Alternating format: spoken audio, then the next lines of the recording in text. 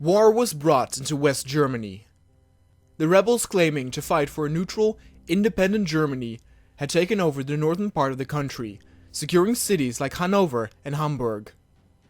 Their leader, Kurt Schumacher, made the first steps to industrialize parts of those cities to showcase the world how Germany could flourish if it would just look inward. The Federal Republic of Germany was under control of Hans Hofmann, who started to position his troops at the outskirts where the rebels had been sighted.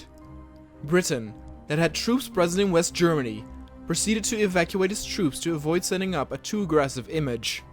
Stalin, who some claimed in the West was behind this German civil war, wisely took a step back as he concerned himself over local matters to avoid public attention. In Britain, Churchill started the so-called Blitz program. He came up with the fancy name on purpose, as some citizens' trust in Churchill was wavering due to his age and health. Churchill wanted to show with this initiative that despite his old image, he could immensely increase Britain's infrastructure in a matter of mere months. France also focused on its infrastructure, albeit with a lot less theatrics. With the high buzz of Britain, as the Blitz went smoothly, Churchill took the opportunity to use the civil war in West Germany as an excuse to switch to a partial mobilization. The timing made it to where almost no one questioned his motives, unlike French President Auriol back then. And so the battles in West Germany raged on, mostly urban combat amongst parts of the cities that were still standing from the war.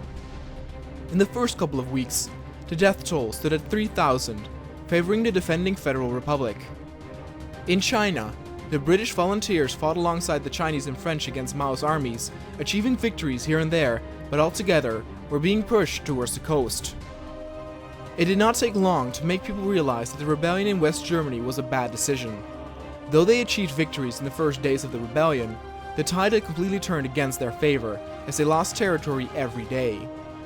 In Finland, that had to face the Russians back during World War II, or for them the Winter Wars, were on the ridge of a communist regime, and its government knew all too well that Europe was a ticking time bomb. Its 1950 Conscription Law should make Finland ready in case another invasion of their country would occur. Any Finnish citizen refusing the required conscription would face a half-year imprisonment. As 1950 neared its halfway point, Chiang Kai-shek seemed to be fighting a losing battle as Mao started to massively migrate towards the west. Czech had lost too many factories in the process, and with a desperate construction effort, hoped to counter this. The civil war in West Germany had gotten to the point where the media barely mentioned its progress, as there was no doubt who would win. For a war that was only fought a couple of months, the death toll was frighteningly high. Almost 40,000 dead showcased how far automatic weaponry had become in such a short time span. Then in the first week of May, Mao showcased his arrogance to the world. The People's Republic of China established foreign ministries in the USA and the Soviet Union. With this action, it claimed to be the winner of the Civil War. But Chiang Kai-shek's forces were still fighting, and the Civil War, though looking bleak for Czech, was far from over. At the end of May, the final city in the hands of the German rebels was overtaken and the official surrender was declared, reuniting West Germany to its previous owners. But as a consequence, the government issued the founding of the Bundeswehr, Germany's unified armed forces, to avoid a similar uprising in the near future. And then Poland finally started what others had predicted a year ago.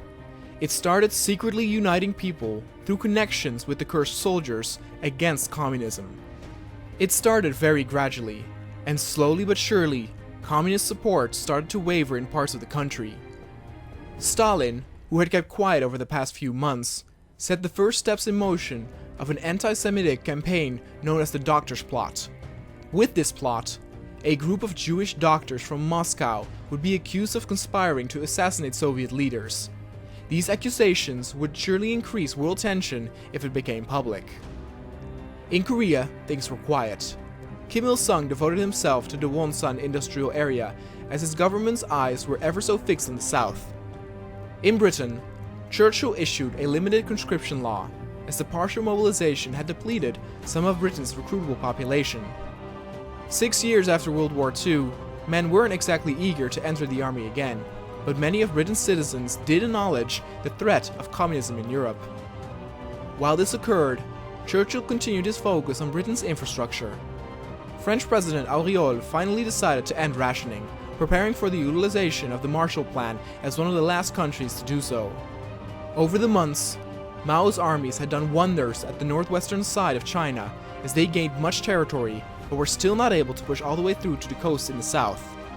In order to re-establish Britain as a major economic player, Churchill agreed that a World Bank loan needed to be issued. His impressive Blitz campaign granted him the agreement to do so. But then, with Churchill's health deteriorating at a rapid tempo, a snap election was held between him and former Prime Minister Attlee. There were riots, and those claiming Attlee was a communist, as Churchill had showcased more aggressive behavior towards the east. Winston Churchill once again came out victorious. One of the countries that went through a remarkable change was Holland. Though Holland was in NATO, it did not accept the Marshall Plan when offered, and instead went with the Molotov Plan, leaning towards communism. Its government at the time was not communist, but experts believe this might change in the near future. The fact that communism indeed had some of its influence rooted in Western European countries gave Britain all the more reason to continue investing in radar technology. In the DDR, things went their usual way since the purge occurred earlier. Leader Walter Ulbricht greenlit the establishment of the Volksmarine, as did he authorize the build of more dockyards. After France had issued the Marshall Plan, Auriol made use of the opportunity for further American aid to boost the French economy. It was a similar pattern in Britain, as with the World Bank loan in hands, Churchill could issue an economic rebirth for Britain, returning its economic power to that of a supernation. All the while in China, the civil war still continued, and though it still looked good for Mao's side, his speed of advancement had diminished.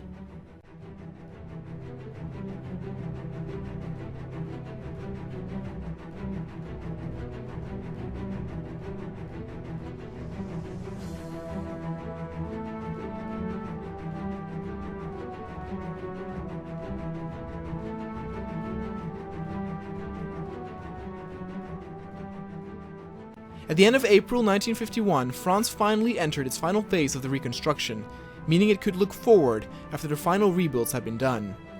In Poland, a major shift in political personnel occurred. It was unknown to Western media if the anti-communist plot had been discovered and what the repercussions would be, but Bolesław Bierut still stood at the head of Poland. With Truman having deployed more troops across Europe, his next step was to issue a US command over some of these areas, so that America could be informed directly on any changes that might occur in Western Europe concerning the communists. It seemed that Poland had switched towards a fully communist allegiance once more, as preparations were made for the Soviet-supervised 3-year plan to reconstruct Poland. Where countries like Britain and France were already done rebuilding, Poland was left to endure for 6 years after being devastated by the World War. Now that Churchill was done rebuilding Britain, his first step was reassuring the love of his people by issuing national healthcare service. After showing aggressive behavior by partial mobilization and limited conscription, it was a mischievous way of winning the people's trust back.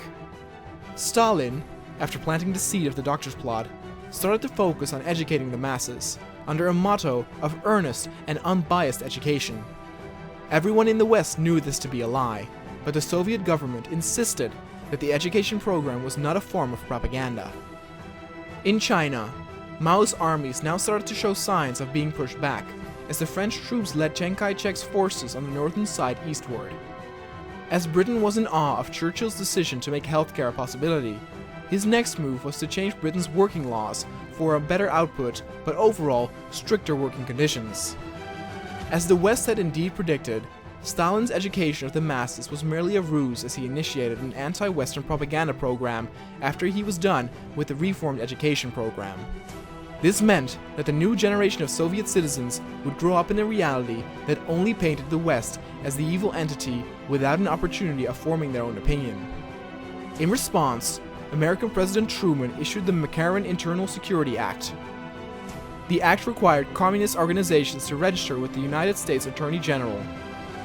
It also established the Subversive Activities Control Board to investigate persons suspected of engaging in subversive activities or otherwise promoting the establishment of either a fascist or communist regime. Members of these groups could not become citizens, and in some cases were prevented from entering or leaving the country.